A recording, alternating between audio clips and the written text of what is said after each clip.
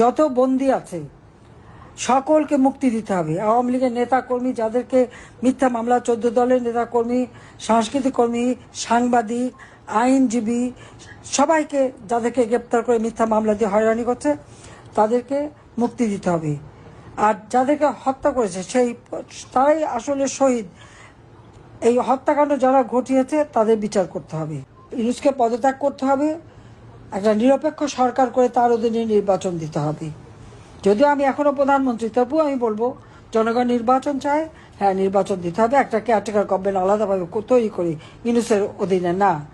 ওই ক্ষমতা দখলকারী, ক্ষমতা চুরি করা এই লোকের কাছে না, ডাকাতি করেছে এই ডাকাতের কাছে না। তো সবাই ভালো থাকেন, সুস্থ থাকেন।